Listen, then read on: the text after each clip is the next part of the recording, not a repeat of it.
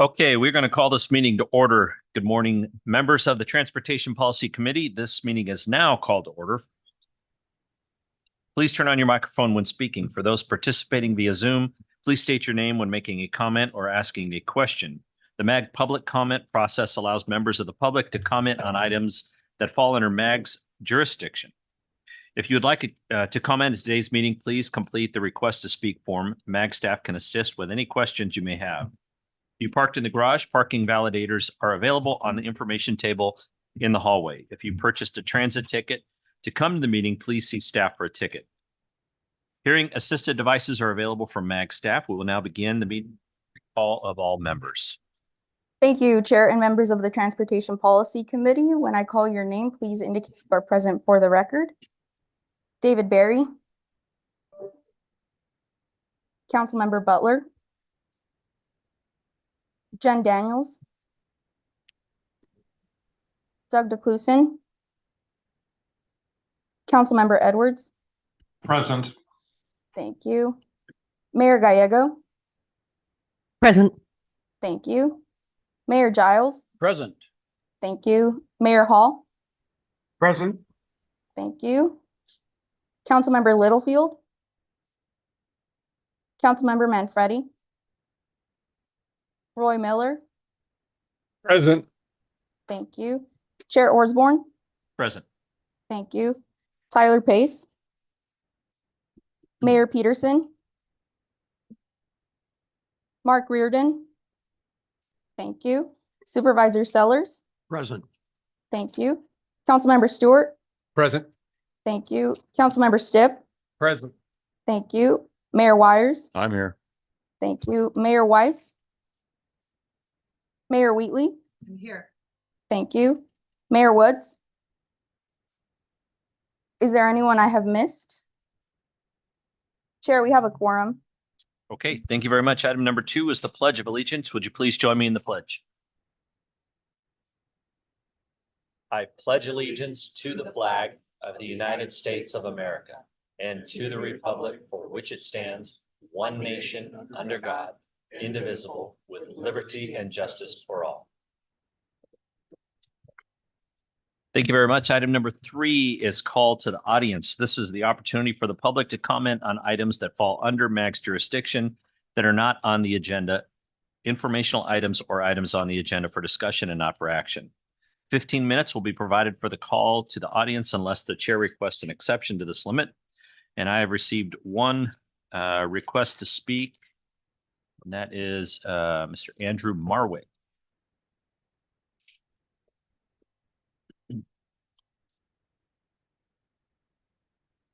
Thank you, Chairman.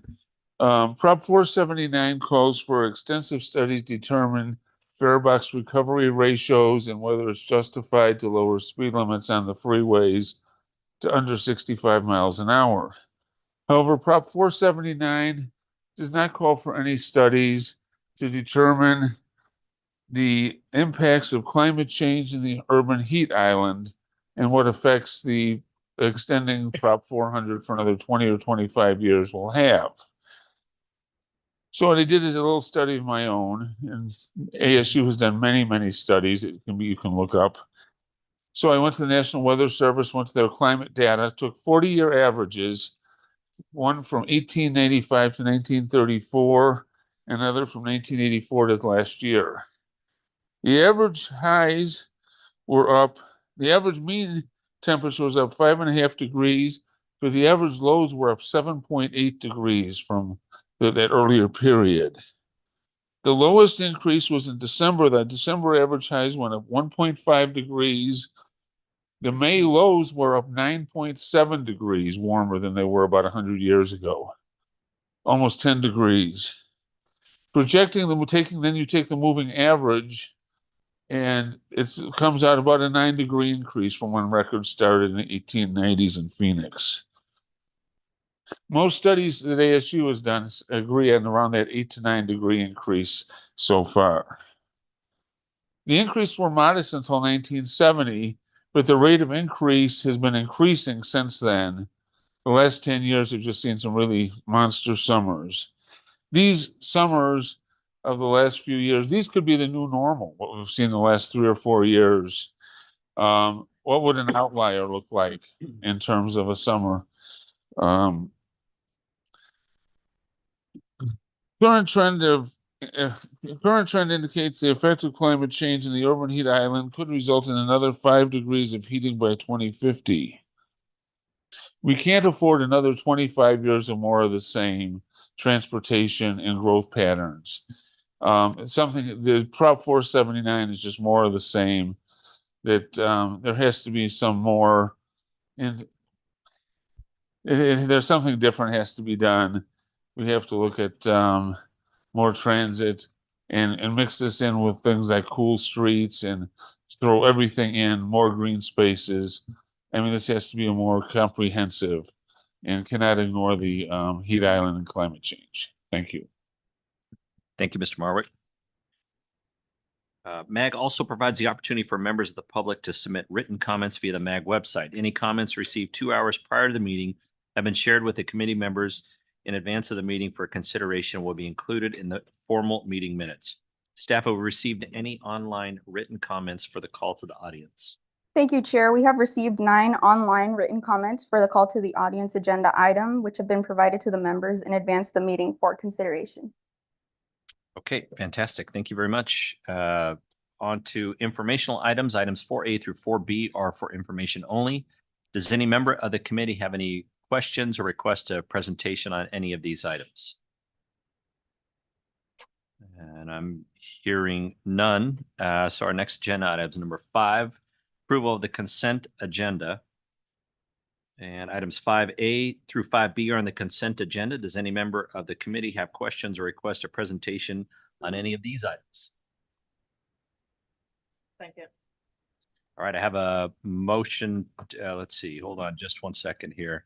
Prior to the approval of the consent agenda, there is an opportunity for members of the public to comment on any item on the consent agenda. And I do not have any speaker request cards for this. Staff, have we received any online written comments for the consent agenda? Thank you, Chair. We did not receive any online written comments for the consent agenda item. Okay, so I have a motion to approve, Mayor Wires, and a second by Mayor Wheatley. Let's see. We'll have those participating in the meeting online take part in the voice vote by turning on their cameras and unmuting their audio. We need to see the faces of everyone to participate in the voice vote. For those who cannot or do not want to turn on their cameras, staff will conduct a roll call vote. Staff will only call on those virtual participants who did not turn on their camera. Members, please leave your cameras on until after the roll call vote so that staff can count the people's names whose cameras are not on. So let's see, everybody that wants their camera on, hopefully has their camera on. Stalling just a little bit for Mayor Hall. And no camera. Okay, can I have a voice vote of those in the room and those online? Those in favor say aye. Aye. Aye. And those opposed say nay. Members, please leave your cameras on. Staff, can you take a roll call vote of the members participating virtually who did not turn on their cameras? Thank you, Chair. Mayor Hall, how do you vote? Mayor Hall? Chair, the motion passes. Okay, thank you very much. Item 6 is the update on electrification readiness. This item is on the agenda for information and discussion and will be introduced by Mr. John Bullen, Chief Transportation Officer. Thank you very much. Good morning, Mr. Chairman, members of the TPC.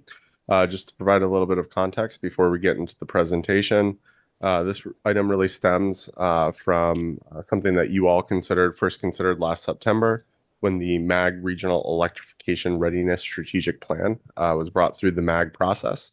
At the time, it was requested that we have the utility providers come in and provide an update on their ability and their readiness for an increasingly electric future. In November, we were joined by SRP, and today I'm pleased to introduce Mr. Tony Perez from APS to share his perspective. Awesome. Sound check, good? Great. Thanks for having me. My name is Tony Perez. I'm with Arizona Public Service, or APS, within the Customer to Grid Solutions Department. Today, I'm here to talk about how the utility is planning for an electric transportation future.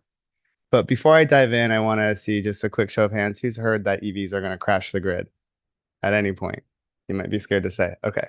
Well, that's not going to happen, but utilities are really good at planning for large amounts of load growth. And today I'm going to provide a little bit of insight in what goes into how we're taking into consideration the load from electric vehicles. So a little bit about APS. We've been serving Arizona since 1886. We are an investor-owned public service company regulated by the ACC. We operate a nearly 35,000 square mile service area, operating in 11 counties in Arizona, serving nearly 1.3 million homes and businesses.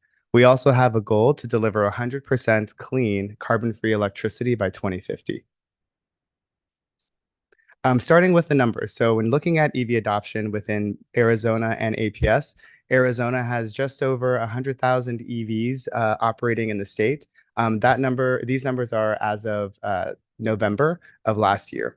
And then in APS's service territory specifically, about half of those EVs are in our territory at about 50,000.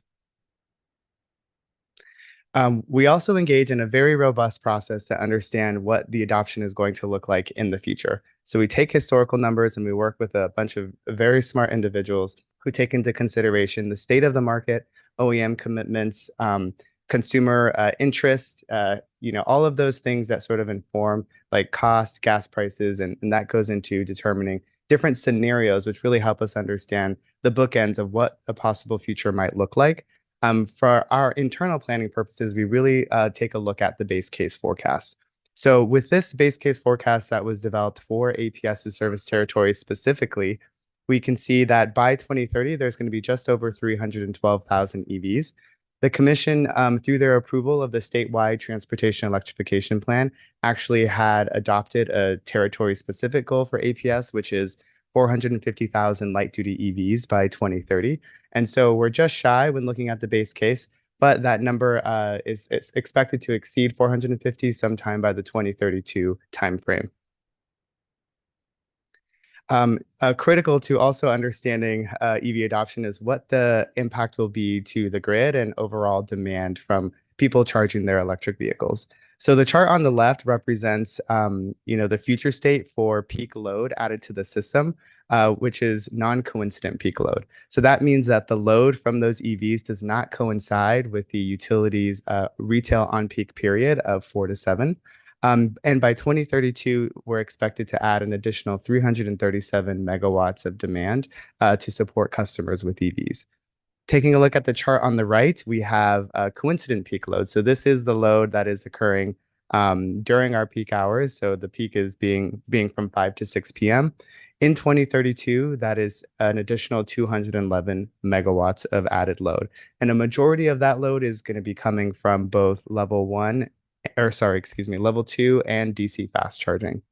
The reason why the peak load, the coincident peak load is slightly lower is actually because within our service territory, customers are very responsive to the time of use rate. So oftentimes they charge their EVs off peak. But there's still a lot of work to be done to help flatten the peaks that we do see when customers are charging their EVs.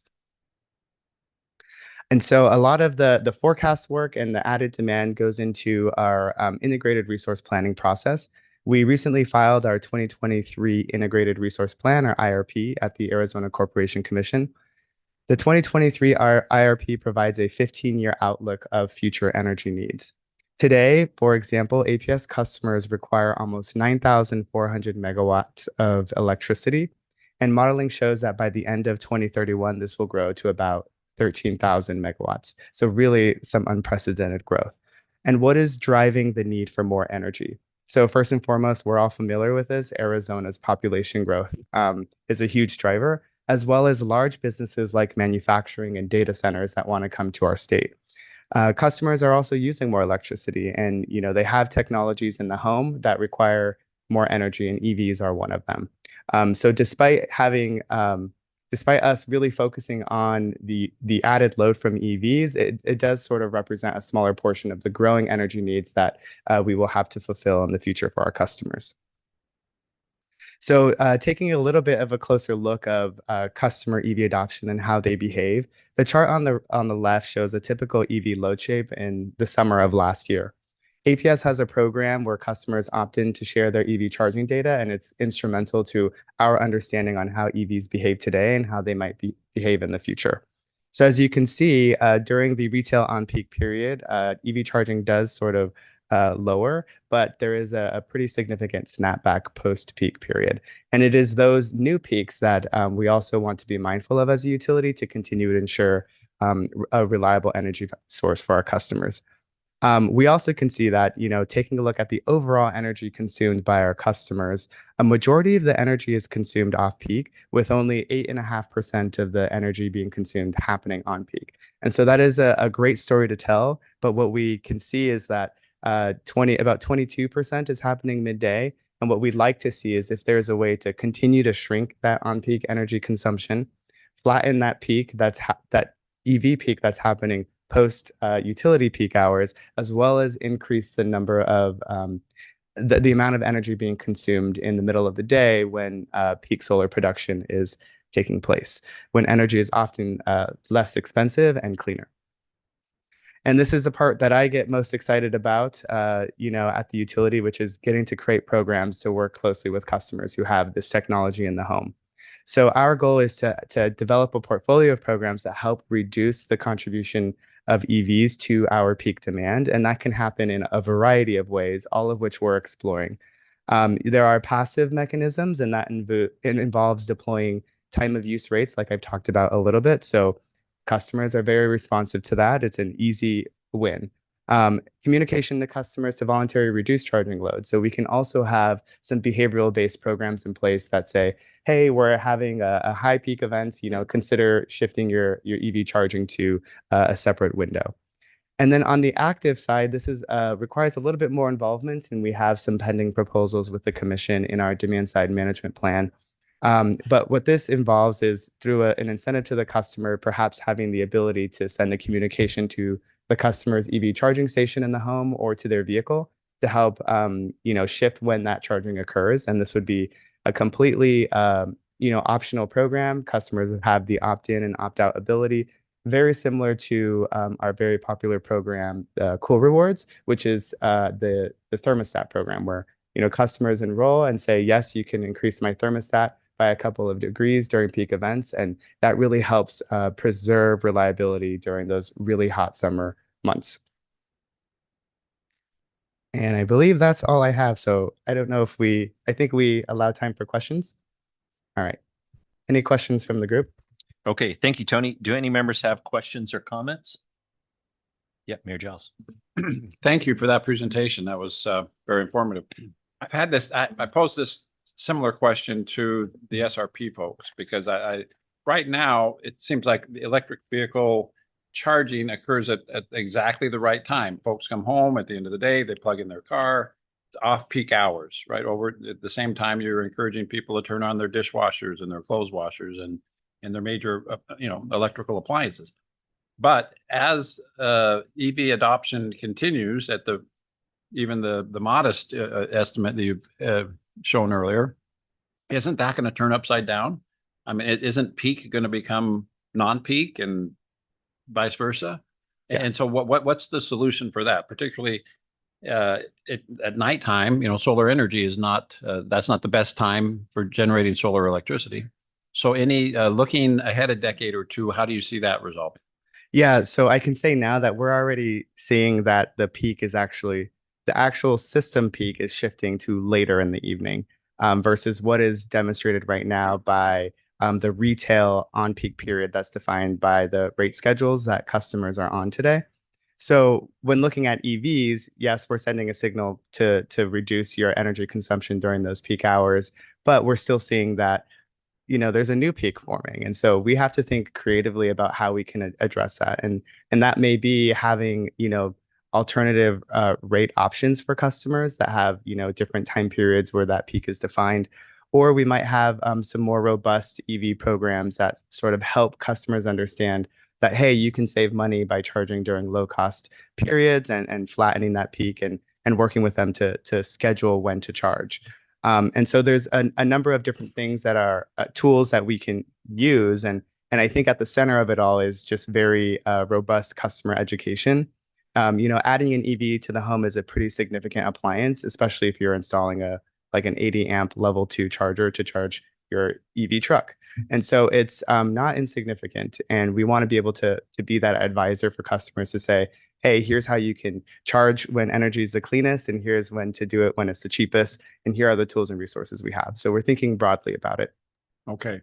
So I think what I heard you say is we'll come up with innovative solutions, which is not really, I appreciate that. I think the answer is we'll let you know later when we come up with innovative solutions. Right. But so I get it. I don't, Yeah. We're all working I'm on a national committee asking the same question. So I was kind of cheating, hoping that you had the answer that I could take back to that. I wish I had that crystal ball now, Yeah. but there's still a lot of work that needs to be done today to help understand, what those solutions are going to be in the future. I do have one more question, if you don't mind, Mr. Chairman. I appreciated the chart that showed the increasing demand for electricity attributed to electric vehicles. What I didn't see is the other line showing the supply of electricity. And at some point, do those lines, demonstrate that there's a problem where you assured us earlier that we're not going to crash the grid with electric vehicles, but I didn't see the chart that gave me, confidence that that was the case. Yeah. Aren't you going to need to increase electric supply to correspond to the demand? And how are you going to do that? Yeah, and so a lot of that is informed by the integrated resource plan. So we mentioned a total of needing 13,000 megawatts by 2031. And so with that integrated resource plan, we are seeking input from a number of developers on how to grow that energy requirement to whether it's procuring power, investing in new generation and transmission. It's inclusive of all of it. I am not the expert on the IRP, but I'm happy to follow up afterwards with some more information on what that process looks like. I'd love to see that. Thank you. Thank you, Mayor. We're not going to crash it with electric vehicles. We're going to crash it with data centers, just for the record. This is Roy Miller. I have a question. Supply and demand chart. But Everyone's working on that. Mayor Gallego, and then we'll have somebody online. Wonderful. And we want to recognize that Mayor Giles says he's on a committee. He is the only elected official in the country on that committee. So very exciting news. And I believe our chairman, the last time we got the update on electric vehicles, Buckeye had the most per capita in Maricopa County, All right. I think. Yeah, it's a growing region. Would you talk about the different pieces of federal legislation, such as the Infrastructure and Jobs Act, and what that means for electric vehicles in Arizona? Yeah, I think there's a lot happening. With the IRA and the bipartisan infrastructure law, that's having a pretty robust impact, I would say, in what we're seeing in the state and amongst our customers who are becoming increasingly interested in this technology, particularly on the EV charging side and the medium and heavy duty electrification side. And so we're working closely with our partners at ADOT, as well as our key account managers, to talk to customers like school districts who are trying to get access to this funding.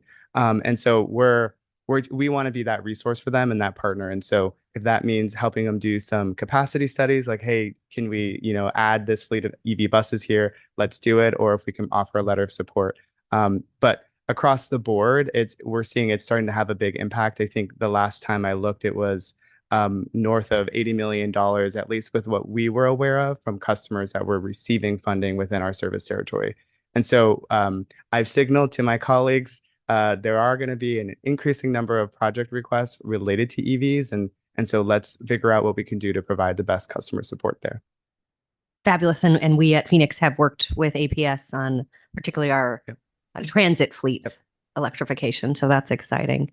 The Inflation Reduction Act lets us get direct credits and be directly paid by the federal government, whereas you used to have to do it through partnerships because if you didn't pay taxes, you didn't get the tax credits. You had to have partnerships. So it's nice with the direct pay mechanism that cities, counties, and school districts can now have a more direct tool. Very exciting. Thanks for the update. Thank you.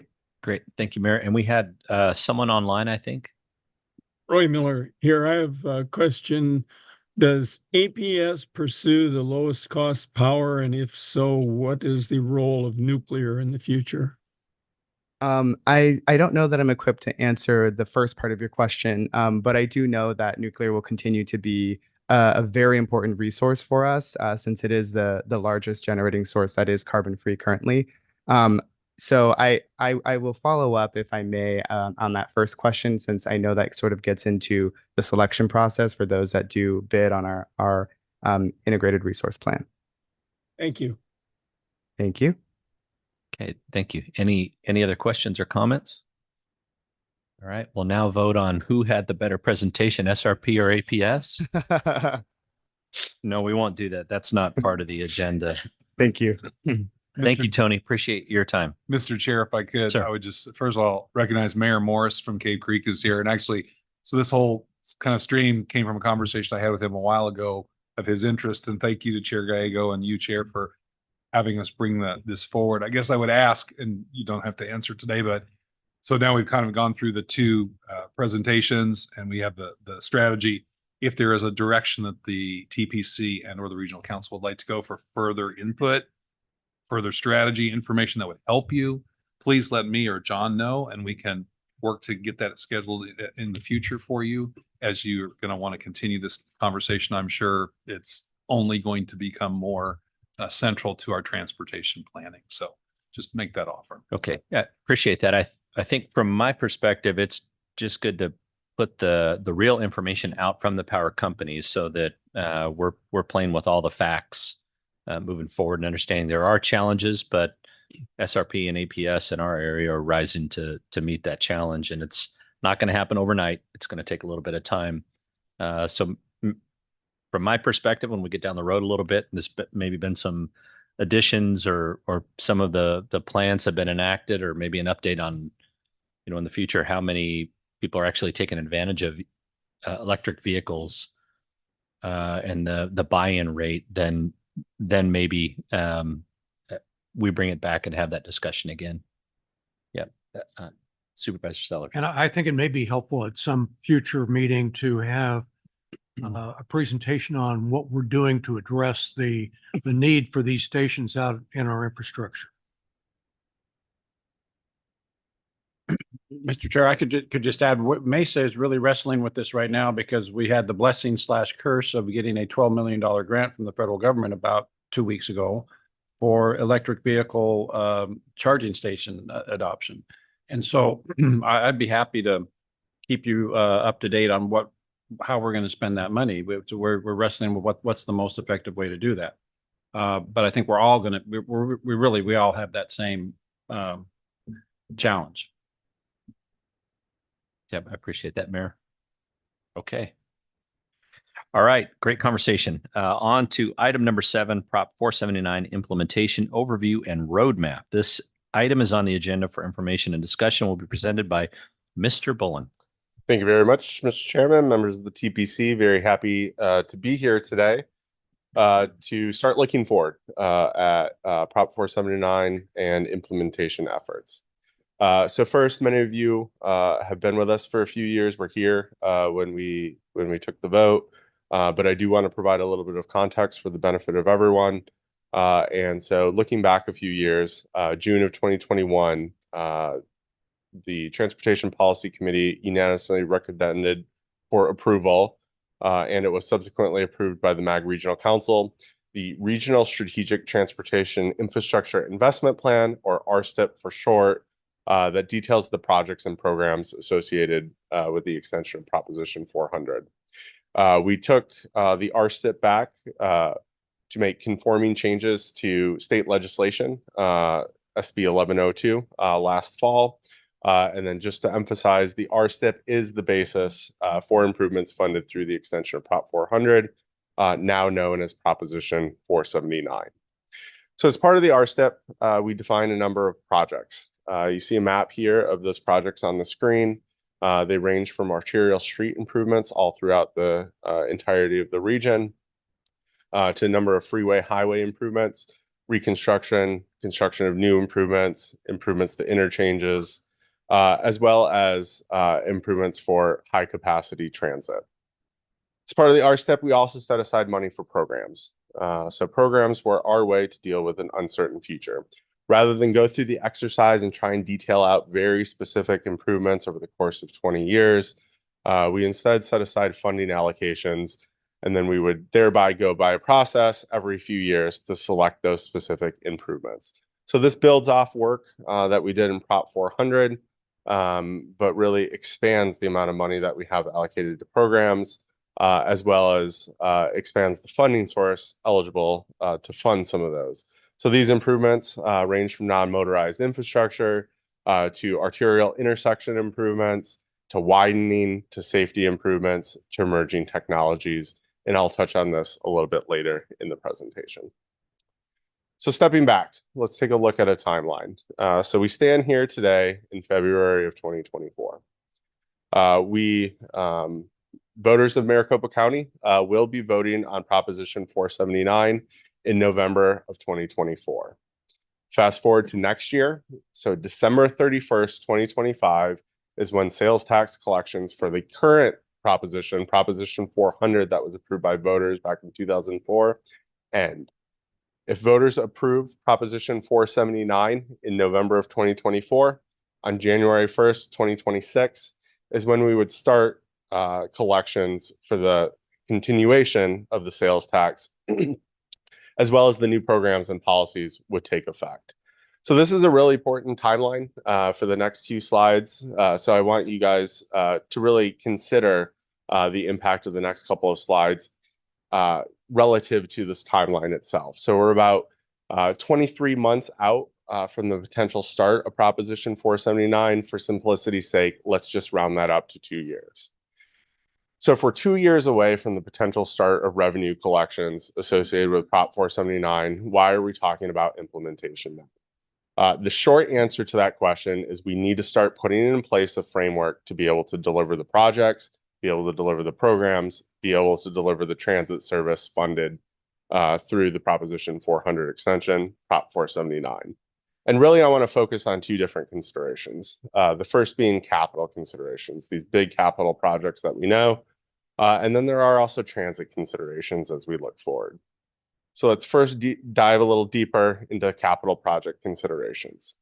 So as we develop capital projects, there's this lengthy process that takes place before dirt actually turns, before we start to see that project come to fruition out on the streets. So in general, this process, it can vary a little bit depending on the project size, depending on the fund sourcing, depending on how complex the project is. But by and large, it follows the same general process. And that is things first start in what we call a scoping phase. This is also known as a design concept report, or DCR for short. You might hear all that terminology from your engineers. But this is really the higher level look to define what the actual project will be and some of the specific attributes about it. If those projects are funded through federal sources, there's also an accompanying environmental phase that corresponds to the scoping phase. Once that's done, we begin concurrently final design as well as any needed utility work, which is frequently a challenge on some of these large capital projects, as well as the right-of-way acquisition process. Right-of-way can be very simple, or in the case of a State Route 30, can be very complex.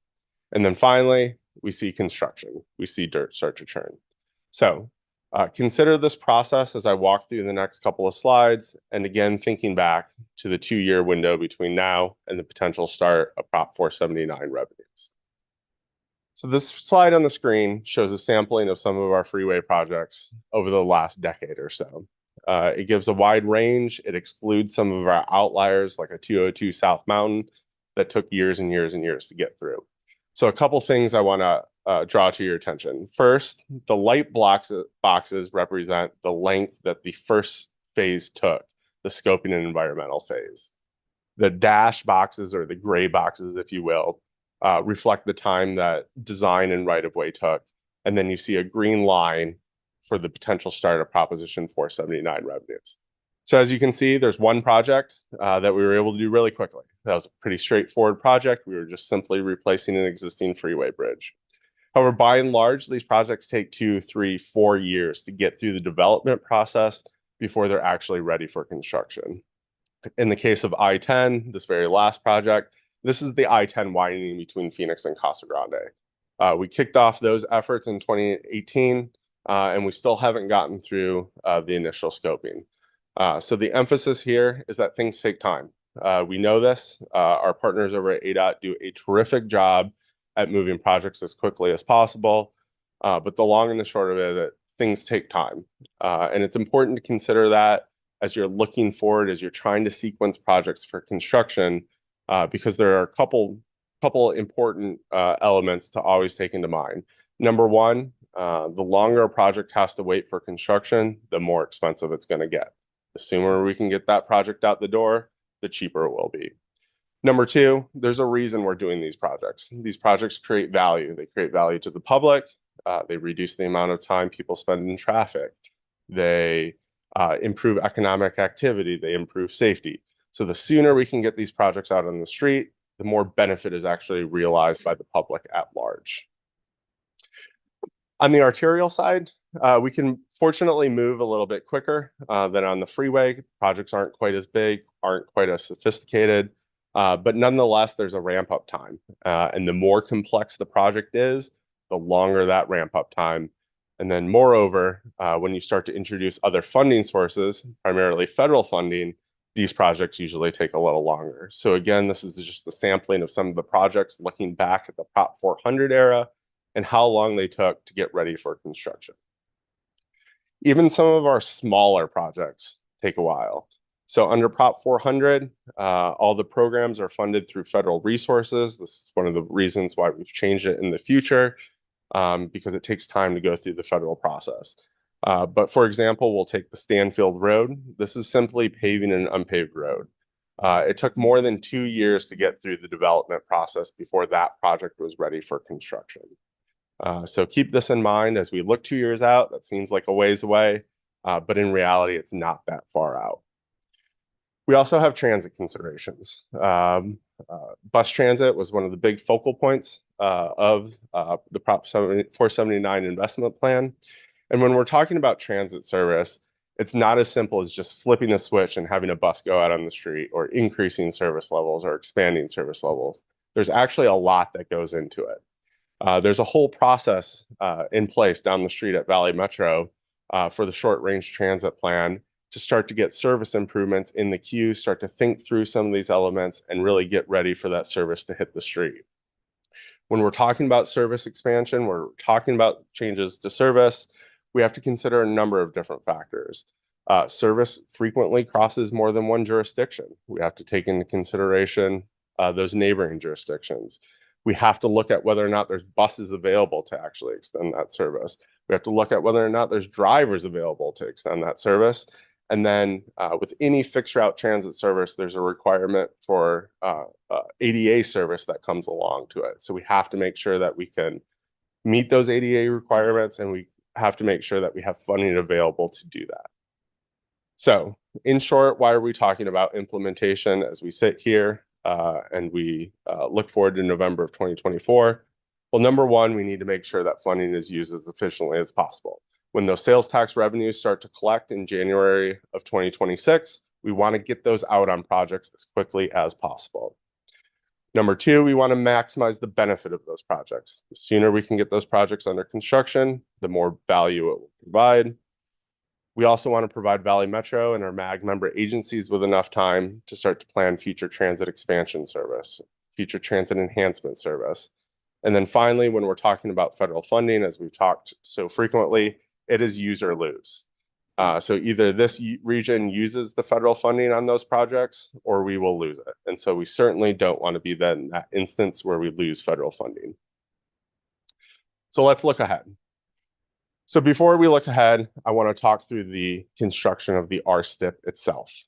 So with the RSTIP, we Mr. Chair, maybe just give everybody a chance to breathe for a second. Are there any questions up to that point in here? Because John's got a lot to cover and want to respect your time, but we'll also take it give in people phases. a chance just to digest that. Okay. I will assure the elected officials that this first part of the conversation we gave to the management committee and all your city managers were both excited and sick to their stomach at the same time because they recognize the work that's going to have to go on at your city staff level to coordinate with John and the team on this. So Yeah. your managers are getting up to speed and working this issue.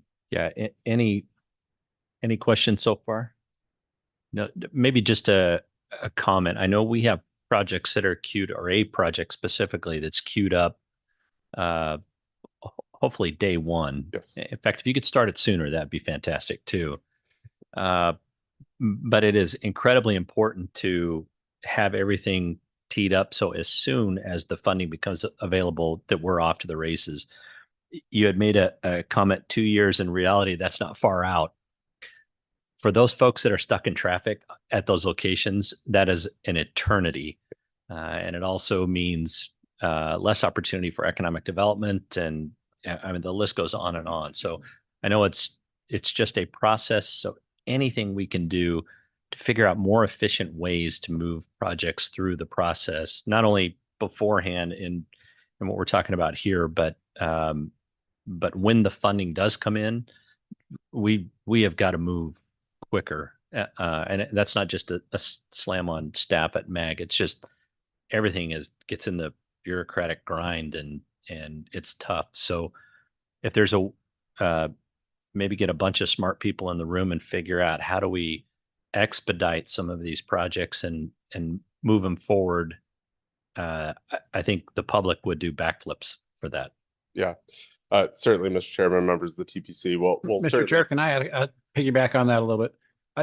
I thought part of the tragedy of Governor Ducey's veto was that we were dead in the water. I mean, once the sooner this gets approved by the voters, we can start bonding, prospectively on the money that's going to happen in January of 25, right? And so to the chair's question, to what extent can we start before we can start? Mr. Chairman, members of the TPC, that's a great question. Fortunately, some of the foresight that you all have had as a committee and some of the strategies that we did take into account, we are set up to make sure that there's continuity, certainly with some of the funding. So I'll touch on that when we get to the freeway program. But certainly after the initiative gets approved, we do have the opportunity to issue debt, issue bonds against future revenue streams, and get some of these projects out the door as quickly as possible. Okay, thank you, John. So I want to start first by talking through the RSTIP and the different components. So we focus a lot on the dedicated half-cent sales tax. This represents roughly half the total revenues available to support our big regional projects. It's critically important. But there's also other funding sources that flow into our regional investment plan. So those all flow into the RSTIP. And then from there to actually get out the door to be placed onto projects, we have what we call management tools. And there's a number of these different management tools. On the freeway side, the Freeway Lifecycle Program, FLCP for short, is implemented by our partners down the street at ADOT, who actually go and construct those projects. On the transit side, the TLCP, that's implemented by Valley Metro and MAG member agencies. And then on the ALCP, the arterial street side, those projects are actually implemented by member agencies themselves. And then, of course, we have our competitive programs that I just talked about, those are similarly implemented by member agencies themselves. For the presentation and for talking through some of the strategies and some of the look ahead that the work that we have to do between now and January 1, 2026, I first wanted to focus on the life cycle programs. So fortunately, as we look at Prop 400 and we look forward at Prop 479, the number of life cycle programs that we have remains unchanged. We have three. We have the freeway program, we have the arterial program, and we have the transit program. So I want to walk through each of these individually and highlight the steps that we need to take between now and January 1, 2026. And Mr. Chairman, Mayor Giles, respond to some of the comments about making sure that we have projects queued up. So I'll start first on the freeway side. So I want to focus on the existing Prop 400 freeway program. So we have an existing program in place and we have defined projects in place. What do I mean by this? It means we know the projects that are going to be funded by Prop 400 through the freeway program between now and the end of the current sales tax, Prop 400. So that's the update that we gave last May. Take another update through this May. It includes projects like the 202 Santan widening, the 303 extension into Goodyear, a number of projects throughout the region. Those projects are funded by a combination of fund source. Of course, we have the dedicated half-cent sales tax, but we also have those FHWA formula funds that go to ADOT, as well as a portion of the highway user revenue funds. So as we look forward, the freeway program is really the easiest transition of them all as we go between Prop 400 and Prop 479. And there's a couple reasons for this. Number one, we've been at this for 40 years. We started this back in the mid-1980s. We have a close partnership with ADOT. We sort of understand what the processes are. They're in place. We're able to get those projects programmed and out the door. Moreover, we have an established precedent. We've done this before. We did this when we transitioned from Prop 300 to Prop 400. So, and as I had mentioned, as part of last year's update and the update for that, we initiated some of the preliminary development efforts for those projects funded in the first phase of Prop 479 so that we would have projects queued up. Those include I-10 Jackrabbit Trail, they include State Route 30, they include I-10 Baseline, and they include State Route 24. So we have some of those projects that we've already started the process so that when we do get revenues associated with Prop 479, we can start that work sooner than later. So let's look ahead at what we have to do. The first thing we need to do is go through the process of updating all our revenue estimates. So when we built the plan itself, we used revenue estimates from 2019, 2020. So we have to go through the process of updating those.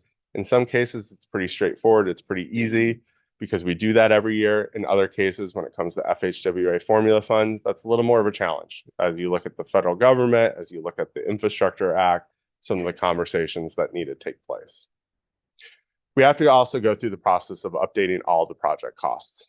You all have seen it in your cities. You all have felt it. Project costs have increased since we originally put the plan together. And so we have to go through the process of updating project costs for more than 90 different projects. So this is a big lift in itself. I don't want to diminish how long this will take, but this is actually a group of folks from ADOT and the consulting industry that will have to go through this process to update those costs. Once that's done, we'll be able to look at the specific implementation schedule for those phase 1 and phase 2 projects. So what do I mean by this? When the plan was approved, we lumped improvements into phases of approximately 5 years. There's phase 1 projects, phase 2 projects, phase 3, so on and so forth. This activity will actually be starting to sequence some of those projects for construction. So when will an I-10 Jackrabbit, for instance, actually go to construction? So we can't undertake this activity until we update the revenue estimates and the project costs. And looking forward, we really intend on initiating these efforts once we complete the current year's freeway program update. So that will conclude in May, and we will directly transition into development of the Prop 479 freeway program to bring forward to you all for consideration later in the fall, following the November 2024 ballot initiative. Any questions on the freeway element before I move to transit, or excuse me, arterials. Okay. Next on the arterial side. So we have an existing Prop 400 arterial program. Again, similar to the freeway program, this is a defined list of projects to be funded through the end of Prop 400. We already know what these improvements are. The current Prop 400 arterial program includes two funding sources. It includes both the half-cent sales tax as well as some federal funding. And really, when we initiated this program, it was intended to be a reimbursement program. So agencies would go and build these projects. They would turn around and submit for reimbursement from the region a portion of those costs. However, largely as the result of the Great Recession, but also some development activity, the funding has largely caught up with the projects. And I just want to illustrate here, because this is a really important consideration. As we look at the current ALCP, there's two funding sources. As we look at the future one, there's only one. And that's because before we can look forward, we have some questions we have to answer about the existing Prop 400 arterial program. Specifically, we have to figure out how to end the program itself. We need to start to ask ourselves questions and figure out answers. So how long after the existing Prop 400 sales tax collections end should funding be available for reimbursement? So some of these projects aren't actually going to get started for construction until 2026. So how long do we want to leave that money available for reimbursement? And then moreover, should we keep the two programs separate, or should we merge them all into one? One of the advantages that would allow us to jumpstart some of the future improvements, but then there's questions of complexity and fund sources that we'll have to figure out. Looking ahead, there's a lot of work to be done on the arterial side. We first have to start by developing the program policies and procedures. We have existing policies in place.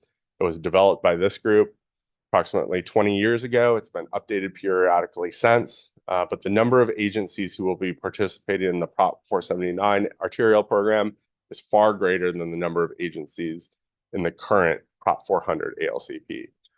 So we need to make sure that there's input. We need to make sure that we identify areas for improvement, identify areas that have worked for us well.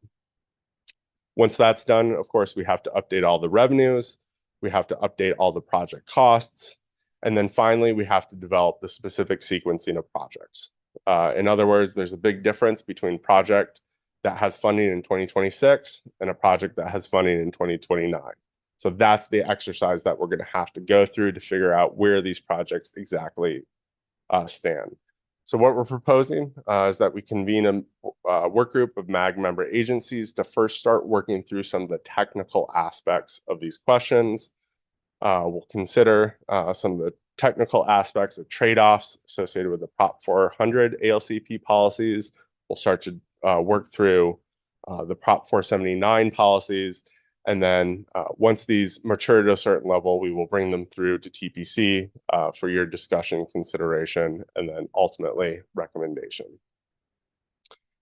And then the last of the three life cycle programs that I want to touch on, which is the transit program. So under Prop 400, we have an existing transit program in place, and we know the exact capital improvements that are funded out of that program, as well as the exact service that's funded out of that program. However, as we look forward, the biggest policy shifts between Prop 400 and Prop 479 occur in the transit program itself.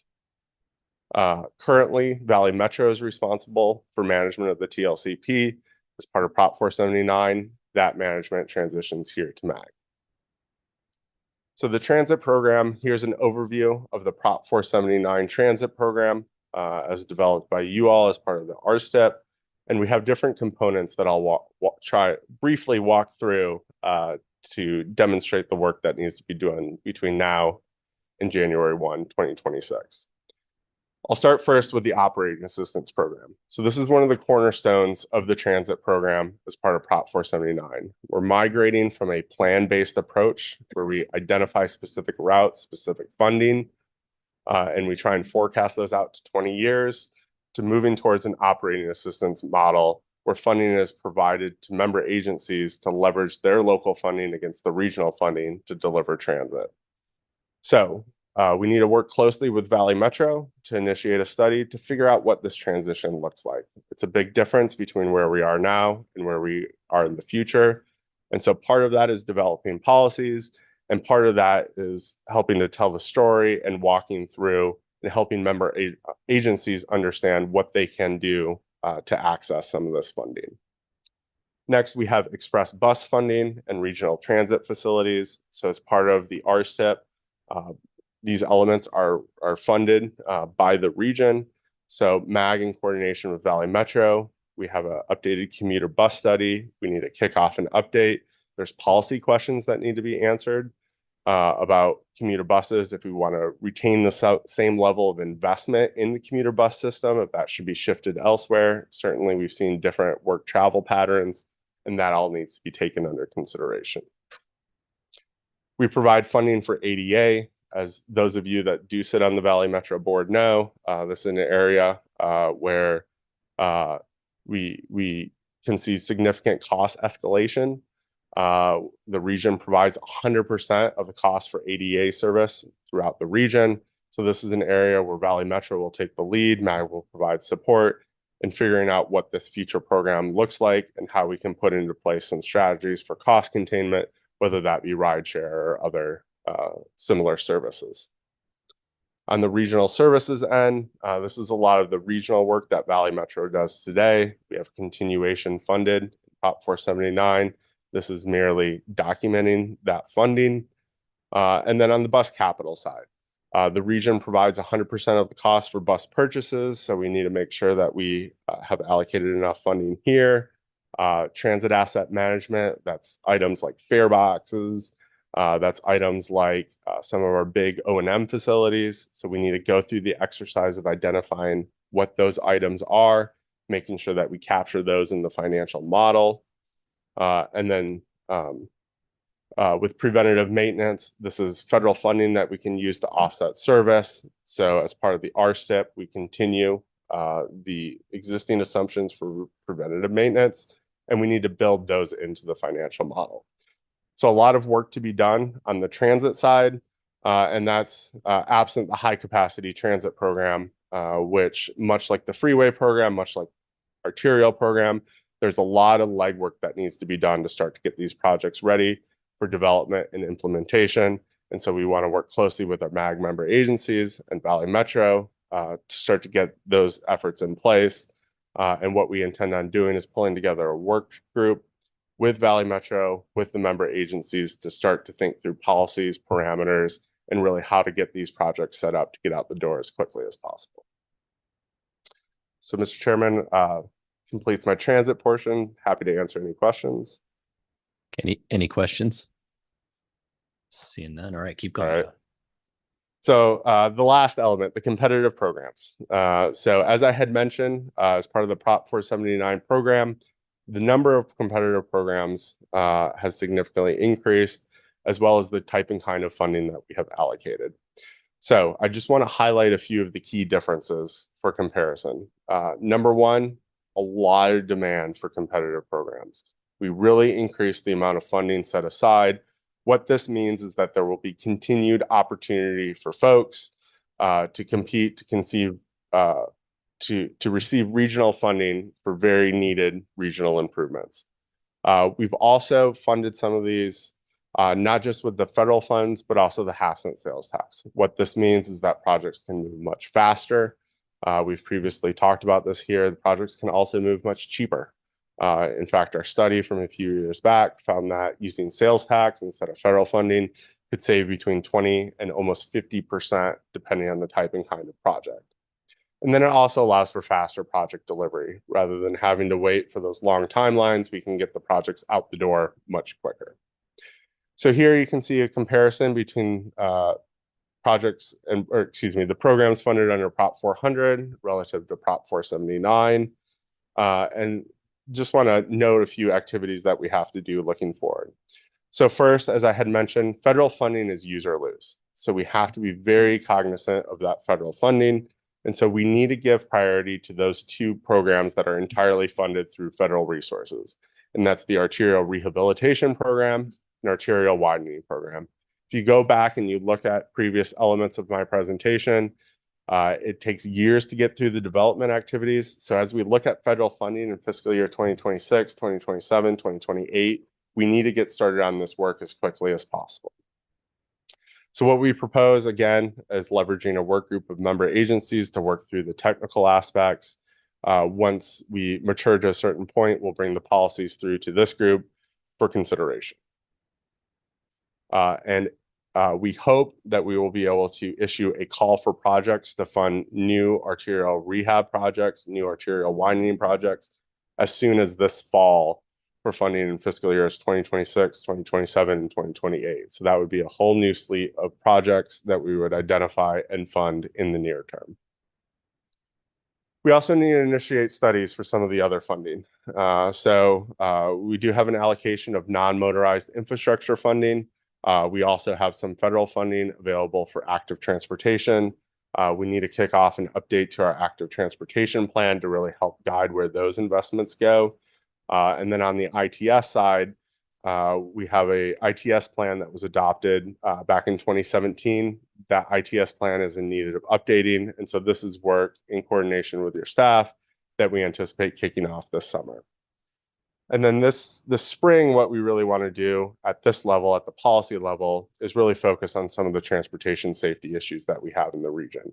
Unfortunately, this region does have fairly significant issues when it comes to transportation safety. We have issues at intersections. We have issues with vulnerable road users. And so part of what's included as part of the Prop 479 investment plan is funding that we can use to start to improve these statistics, start to move the needle. And we really want to initiate that with a series of policy conversations here about how this region wants to go about tackling those issues. So just to summarize a few key points, we're going to be initiating efforts very soon. Our near-term efforts will really focus on the technical activities and frameworks. The only policy items that we anticipate considering this spring will be the Prop 400 ALCP policies, as well as the policies for the two new programs, arterial widening and arterial rehab. Those currently don't exist today. Those will be completely new to the region. There will be completely new funding opportunities for member agencies. And so we really need to get that work started. Some of the bigger lifts won't occur until next fall. That includes the Prop 479 arterial policies, the Prop 479 transit policies. And of course, we'll provide regular updates, not just to MAG technical committees, but to you all on some of the development. So, Mr. Chairman, that was a lot. We have a lot of work to undertake, but I'd be more than happy to answer any questions. Okay, thank you, John. Any questions from the committee? Anyone online? So this is all, it all feels very kind of bureaucratic and tame right now. But as you know, there's more need than money, more demand than money. And so what these conversations are going to do is set up the rules for which projects are going to be more and less competitive. And that's where the fun begins, as you remember from creating the plan. So just get everybody set. We've got to work through these things so that before we're talking about which specific project is here or there, get the policies in place so you have some way to evaluate why this one and not that one, because unfortunately we're not going to have the luxury of doing everything again, as you remember from setting up the plan. So that's what this is kind of like the first 5 minutes of a 2-hour workout. It's like, it's the hardest part. We just got to get going. That was only the first 5 minutes, John. All right. Awesome. Thank you very much. Item number 8 is the I-10 Broadway Curve Improvement Project Update. And this item is on the agenda for information and discussion will be presented by Quinn Castro, Transportation Engineer 3. Good afternoon, Chair Osborne, members of the TPC. I am going to start with a brief background on the project, an update on project phasing, public involvement, project progress, and then I will turn it over to our partners at ADOT, who will give you an update on recent construction activities. So first, project background. The MAG Regional Council accepted the I-10, I-17 Spine Corridor Master Plan study in May of 2017. And concurrent with that approval, specific priorities from that study were identified for funding, through the region's Freeway Lifecycle Program. The FLCP, as you know, is the management tool for the implementation of freeway and highway projects funded through Prop 400, the half-cent dedicated transportation sales tax approved by Maricopa County voters in 2004. So as part of that action, funding for the improvements that now represent the I-10 Broadway Curve Improvement Project were programmed. And these improvements include what's shown here on your screen, widening of I-10 to 6 general purpose lanes and 2 HOV lanes between 24th Street and US 60, building a collector distributor system between Baseline Road and 40th Street that will separate local and through traffic on I-10, adding a 4th general purpose lane on I-10 from US 60 south to Ray Road while keeping the existing HOV lane, modifying connections at State Route 143, Broadway Road, and US 60 that will improve traffic flow and safety, replacing ramps at I-10 interchanges. The activities here includes the completion of the collector distributor roads, State Route 143 to I-10 direct connections, and completion of the US 60 to I-10 bridges. And then phase 4, which will start this summer, you'll see a lot of these just say finalize. It's wrapping up all of these items of work, the lighting, the signage, installation of landscape, final roadway surface, essentially completing the project and having it open fully by the end of this year. As part of this project, public outreach and engagement have been a focal point of project efforts. So starting with a public involvement plan that was created in 2021 with significant stakeholder input. So all of the member agencies as well as ADOT worked on this. And that saw the use of public involvement team had a paid media campaign that is alerting the public about the project through television and radio commercials. You'll see in the bottom right-hand corner a billboard that if you drive through the project, you'll see a lot of those. Social media advertising, and then provisions for outreach to the residents and businesses. So the presentation that comes right after me regards that has been given to the public as well as businesses in the area. There is a project website, a mobile app that you can get on your phone that will give you real-time updates. And that has a look ahead feature. So for information on traffic restrictions, closures, incidents in the area. And then with that, I am happy to turn this over to Marcy McMacken, who is the Community Outreach Project Manager with ADOT, and Nicole Moon, Public Involvement Lead for the Broadway Curve GEC.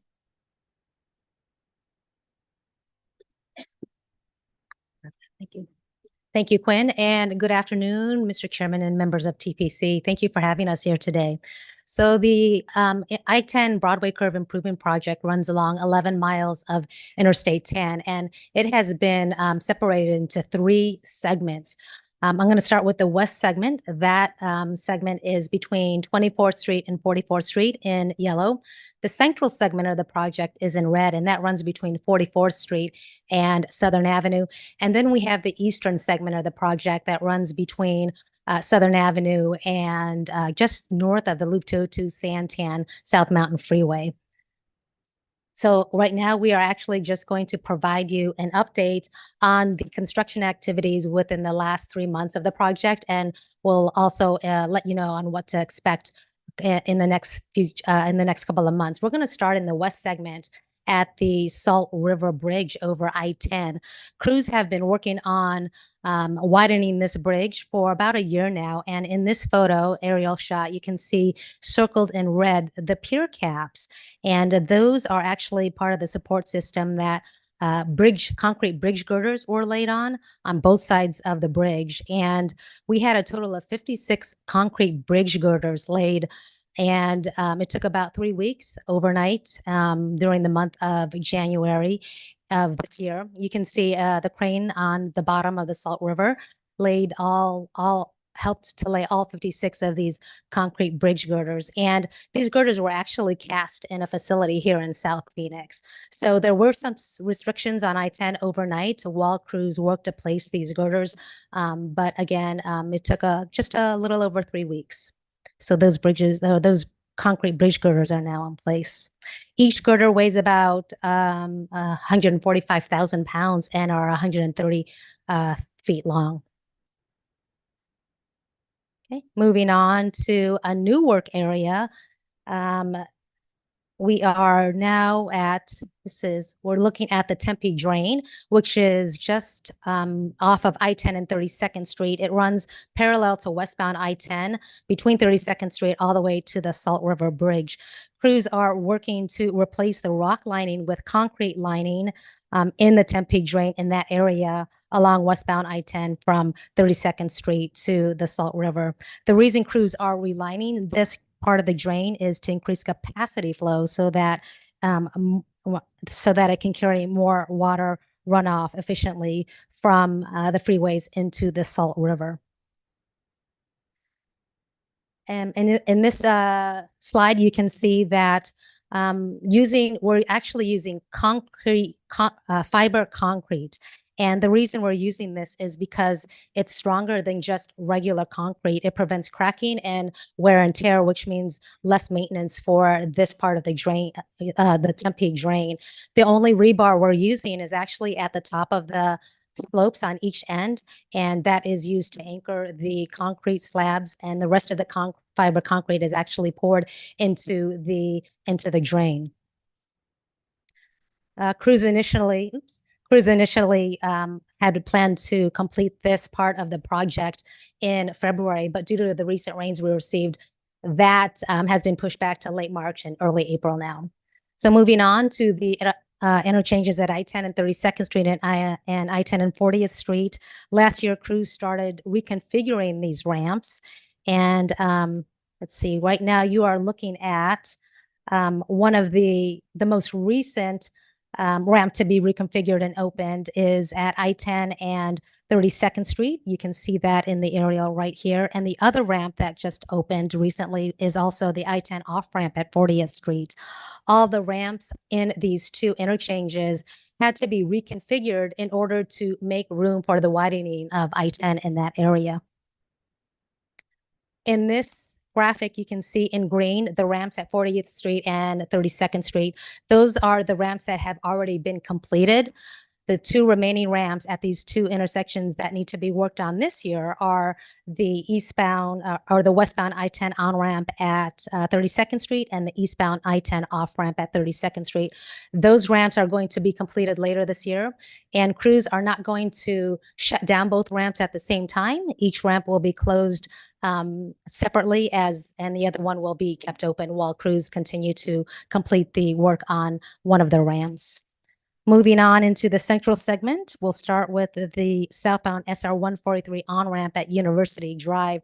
This ramp was closed for a couple of months over the holidays and just reopened to motorists last month. With the reopening of this ramp, we have received some questions from the public about access from this ramp to eastbound I-10 towards eastbound US 60. So right now, you can see on the map, drivers can enter southbound SR 143 at University Drive. And then in order to get onto eastbound I-10, they can use the loop ramp and then make their way to US 60.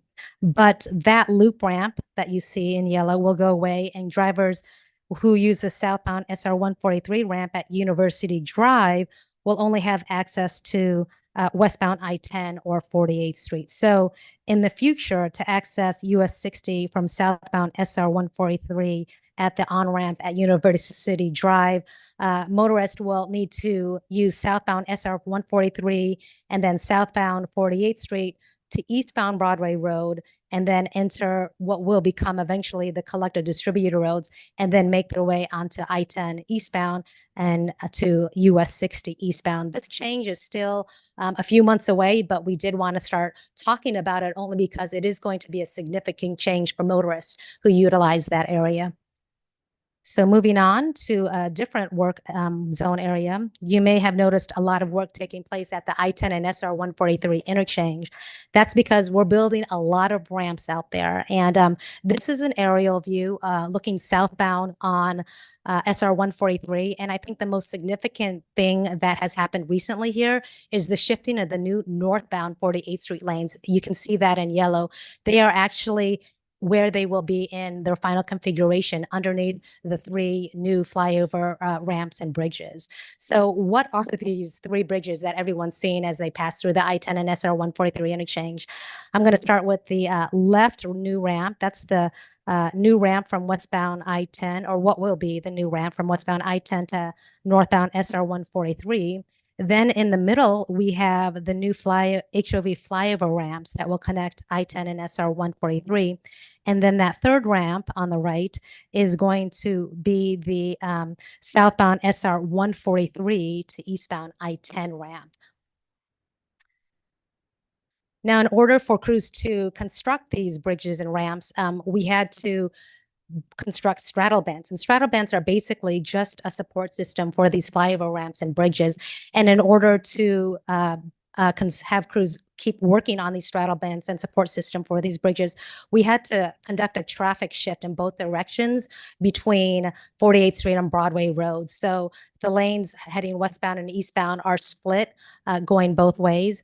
We do have, this is kind of a aerial view of the traffic splits, so you can kind of see an idea of how the traffic going eastbound and westbound splits to either 2 lanes on the left or 3 lanes on the right, and vice versa.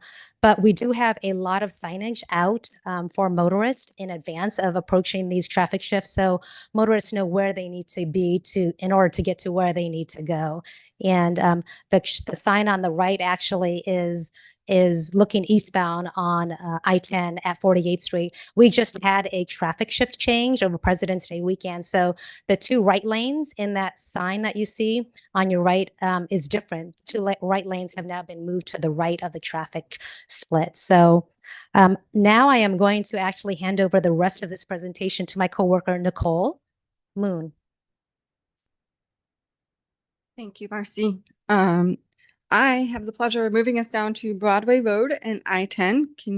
The most visible work from the freeway is probably the work on the new westbound I-10 on-ramp at Broadway Road.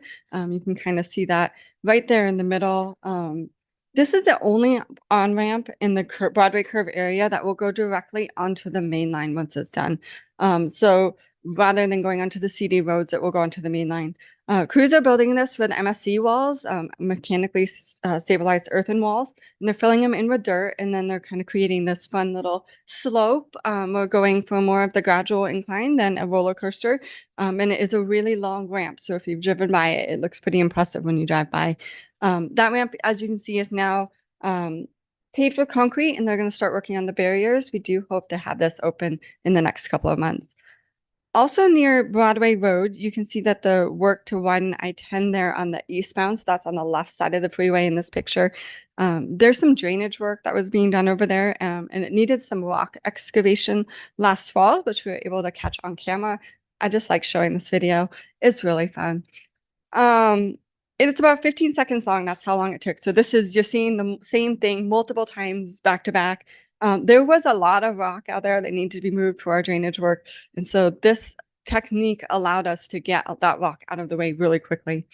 Yeah, I like the video. In the final segment, moving into the east segment, we do have a lot of work at the I-10 and US 60 interchange. So most of the work here has to do with accommodating the collector distributor roads. So we do expect the westbound CD road to open up here in the next couple of months. And that is this right here. You can see it is now traveling underneath the US 60 interchange. You can see it has been paved with concrete. They're working on the barriers, and we're looking at late spring in order to get this open.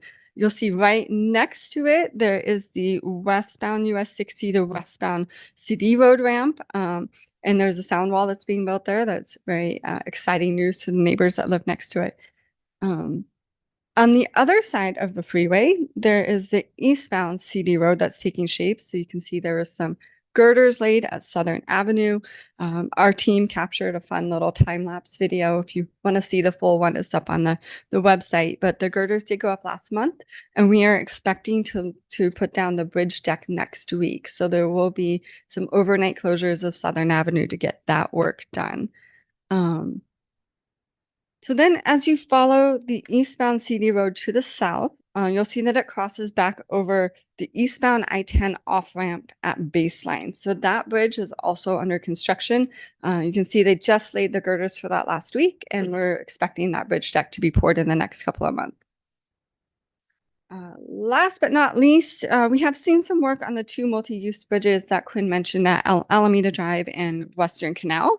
So the most recent work involves the artwork. So the city of Tempe is the lead on the artwork. Thank you, Mayor Woods. It was designed by a local artist and who took his inspiration from the prickly pear cactus. So you see the picture there on the right is one of the bridge attachments that is supposed to emulate the fruit of the cactus, and it will be attached to the bridge at different angles so that when the sun goes through it, there'll be nice little shadow art. So it will be a really fun experience to walk across the bridge.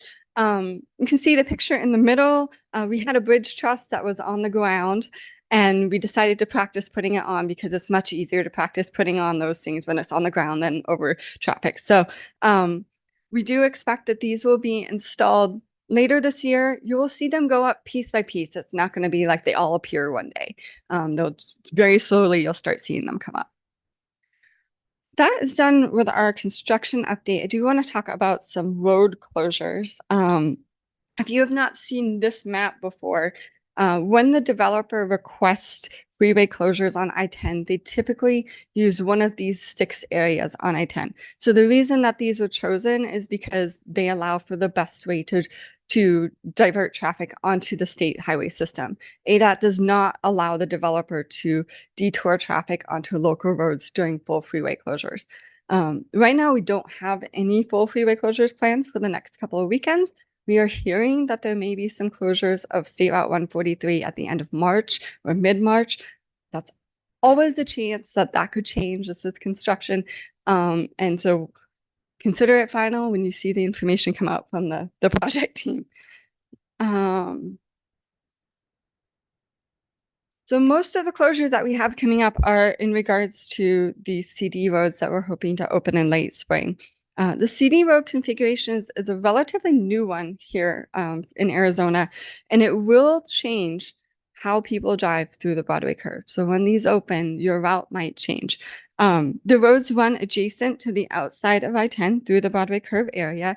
They essentially act as extended entrance and exit lanes if you're getting on or off in between Baseline Road and 40th Street. The idea is that this will reduce the weaving that we currently see because we have 3 major freeways that converge in the same area. So the westbound CD road runs from Baseline Road to 40th Street and is expected to open later this spring. The eastbound CD road runs from 48th Street to Baseline Road and is expected to open later this summer. So as you can expect, we expect a lot of questions about how do these work and how do I find my lane? And we are working on an education campaign that will be a mix of paid advertising, social media posts, a visual animation, some website content, and some community outreach and events. So what you're actually seeing on the screen here is a printout of a large map. It's about 2 feet by 3 feet that we're going to bring out to the community with Matchbox cars and let people drive their new commute ahead of having to actually do it. So it's going to make its debut at a public event this weekend. So we're excited to see that. All of the CD road materials are on the website, or will be on the website in the next couple of days. Our project website also has some great information. Almost every photo that you saw here and video is on the website, and a lot of frequently asked questions. You can also sign up to get our traffic alerts if you don't get them already. The project also has, like Quinn mentioned, a free mobile app, and no pressure here, guys. 17,000 people have downloaded this app. So if you haven't downloaded it yet, please make sure you get it done. We also have a project hotline and email. So if you have questions, you're welcome to give us a call or send us an email or come visit us in person. We are at the community office Monday through Friday, 8 to 5, except state holidays. And that is that. We'll hand it back to Quinn. Thank you, Marcy and Nicole. Thank you, Chair, members of TPC. I'm happy to take any questions you may have. Okay, any questions from the committee? I do have one quick question. There was an exhibit that showed the southbound 143 connecting to 10 going the red line that came down to, I don't know, Broadway or 48th. That's just a temporary setup until that flyover is complete, correct? Me. I know which one you're talking about. It's where you had the yellow to the red. Did I pass it? Keep going back, yeah. I think it's maybe 5 more slides back.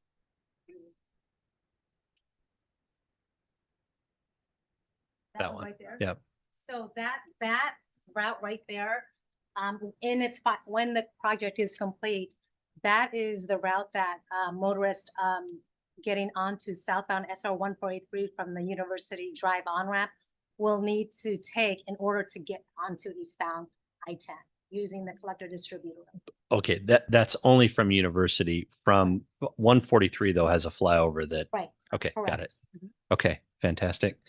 Quinn, Marcy, and Nicole, thank you very much for the presentation. John. Mr. Chairman, too, I want to note too, on the front end of this project, those of you that were here, this represents the state's largest freeway reconstruction project in our history. It's more than 300,000 cars travel on this segment of freeway every day. So it's a really important project area. Knock on wood, I'd say ADOT, the GEC, the developer team have done a phenomenal job so far. The project has gone really smooth. But I also think that a large part of that has to do with the investment that you all put in on the front end of the project. If you recall, there was a lot of investment made trying to figure out how we could make this as smooth as possible, try and minimize some of these disruptions. A lot of the public education campaign that we've been talking about getting out to the community is a direct result of the investment that you all made. And one of the things that MAG is actually kicking off that we're in the process of is working closely with our partners at ADOT, FHWA to figure out what we did, what went well, what we should apply to future projects, so that when we get to the extension, when we get to 479 and we're talking about an I-17 reconstruction or improvements to I-10, we can take some of these best practices and apply them to the future. Fantastic. Councilmember Stewart. Thank you, Chair.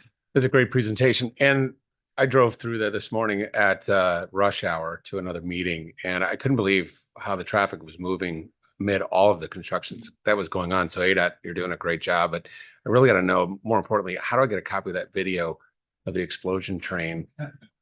I need that. It is on the ADOT social media. Okay. Thanks very much. Okay, great. Thank you very much. On to item number 9, legislative update. This item is on the agenda for information discussion. Mr. Ed Zerker will present the update. Very quickly, I know you have to go. There's really only 2 main things we're tracking from the MAG perspective. One is what's going on with the budget negotiations, which involves projects that are near and dear to many of you. The 24, the 30, the I-10, the Jackrabbit Trail, 30317. We don't have any information on how those are moving, but we will continue to watch those, as do you. The second one is the ADOT continuation bill. There was a very clean version of a bill passed out of the House. Representative Cook pushed that through to just extend ADOT for 8 years and let them do their work. On the Senate side, it has a bunch of amendments attached to it that are problematic. We have been talking with the governor's office and also with members of the Senate and House about that. And I think we're just going to see that caught up in the budget negotiations and how it will in the end work. But there are things in the legislation on the Senate side as it was amended that do things like prohibit the reduction of existing lane miles on a state highway, which was something we worked through last year in negotiating Prop 479, because it's not as simple and straightforward as it sounds.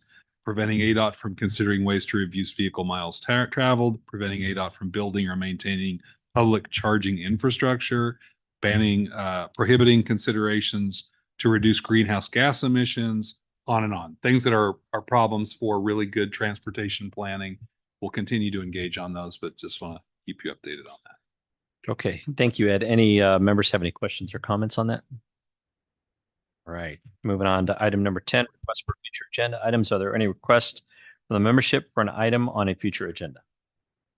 Seeing none. 11, comments from the committee. Any comments? Seeing none. Adjournment. Next meeting of the Transportation Policy Committee will be on Wednesday, March 20th, 2024 at 11.